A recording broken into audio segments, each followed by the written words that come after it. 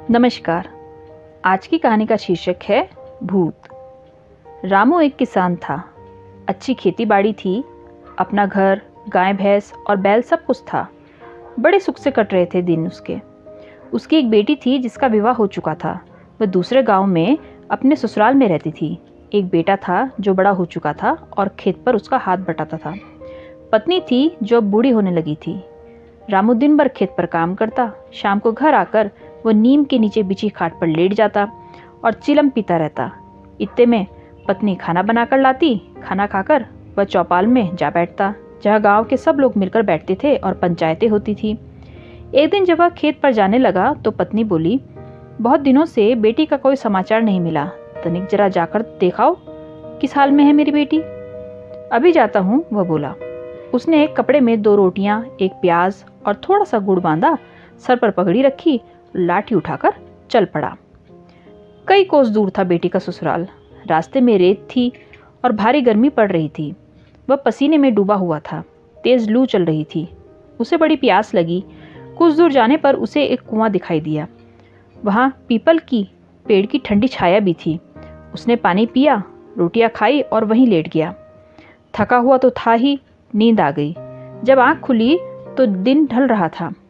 लाठी उठाकर वह आगे चल दिया, पर अब वह दिन छिपने से पहले बेटी के ससुराल नहीं पहुंच सकता था। 2 घंटे बाद दिन छिप गया। वह एक बाग के पास से गुजर रहा था। बाग के अंदर बनी एक झोपड़ी में जो बागवान था, उसने रामू को पहचान लिया। वह उसकी बेटी के गांव के पड़ोसी गांव का ही था। कहाँ चले रामू? उसने पूछा। बेटी की ससुराल, गंगापुर, रामू ने उत्तर दिया। बागवान बोला, अब रात हो रही है, मैं कहीं जा रहा हूँ। रात तुम यहीं बिताओ, कल सवेरे चले जाना। बात तो ठीक है, रामू ने सोचा और वह रुक गया। रात और गहरी हुई तो वह झोपड़ी में पड़ी खाट पर सो गया। पर आधी रात को ही उसकी आंख खुल गई। उसने सोचा कि सवेरा होने वाला है, इसलिए वह चल पड़ा।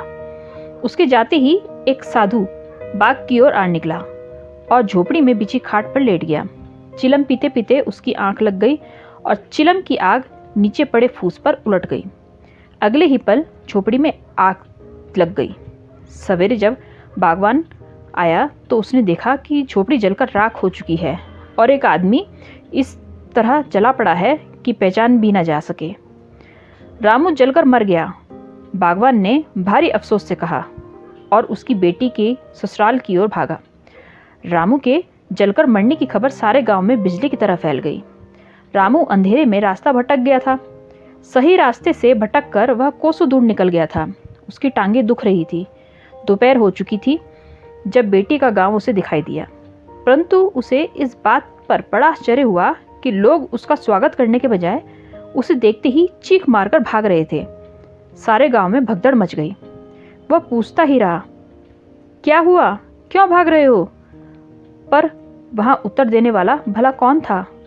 बालक भी उसे देखते और रोते हुए भाग जाते। वह अपनी बेटी के घर पहुंचा। बेटी ने द्वार बंद कर लिया। उसने द्वार खटखटाया तो अंदर से बेटी के रोने की आवाज़ आई। मुझसे कोई भूल हुई हो तो क्षमा कर दो। चले जाओ बापू, नहीं तो डर से मेरा दम निकल जाएगा। उसकी समझ में कुछ भी नहीं आया। वह उसी समय वहां से चल दिया। क्रोध, दुख, भूख और थकन से उसका बुरा हाल था।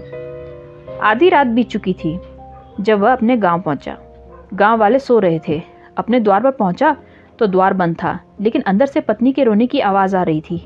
द्वार खोलो, वह चिल्लाया। पत्नी के रोने की आवाज़ बंद हो गई और बेटे की डरी डरी आवाज़ आई। कौन? उसने उत्तर दिया, अरे मैं हूँ रामू, द्वार खोलो। उसी समय पत्नी और बेटा चिल्ला उठे, भूत भूत, अरे लोगों हमें बचाओ। गांव वाले लाठियां ले लेकर निकल आए। घबराकर रामू अपने गांव से भी भागा।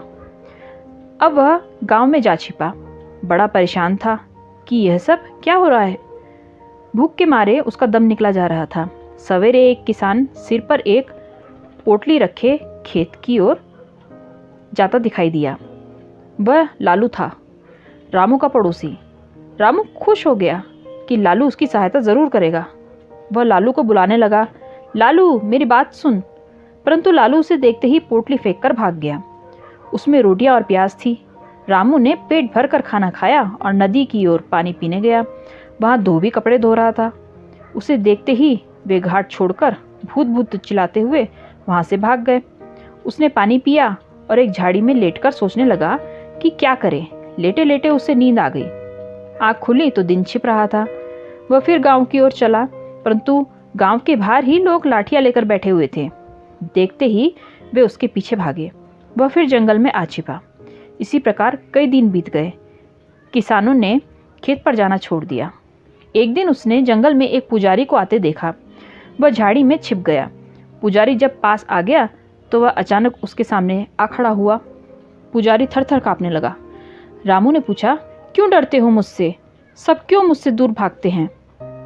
पुजारी ने कहा, मुझे जाने दो, अब कभी इधर नहीं आऊंगा। रामू ने चीख कर कहा, परंतु मुझसे डर क्यों रहे हो? पुजारी हाथ जोड़कर गिड़गिड़ाया, गांव वालों ने तुम्हें भगाने के लिए मुझे बुलाया है, पर मैं ही वापस भाग जाता हूँ। बस एक बार छोड़ दो। रामू ने फिर पूछा, मुझसे क्यों भागना चाहते हैं लोग? पुजारी ने उत्तर दिया, क्योंकि तुम भूत हो। तुम बाग में झोपड़ी के अंदर जलकर मर गए थे, लेकिन अब गांव वालों को सताने आ जाते हो। रामू ने बताया, मैं झोपड़ी में सोया अवश्य था, परंतु आधी रात को ही उठकर चल दिया था। मरने वाला कोई और होगा, मैं भूत नहीं हूँ, यह देखो। उसने पुजारी का हाथ पकड़ लिया। पुजारी की समझ में सारी बात आ गई। वह रामू को लेकर गांव की ओर चल दिया। गांव वाले दूर से ही देखकर चिल्लाने लगे, पुजारी जी भूत को पकड़कर ला रहे हैं। पास आकर पुजारी ने सारी बातें उन्हें समझाई। रामू भूत से फिर जीवित आदमी बन गया और सुख से रहने लगा। आपको ये कहानी कैसी लगी कमेंट बॉक्स में ज़रूर बताएं और चैनल को सब्सक्राइब करें। Thank you.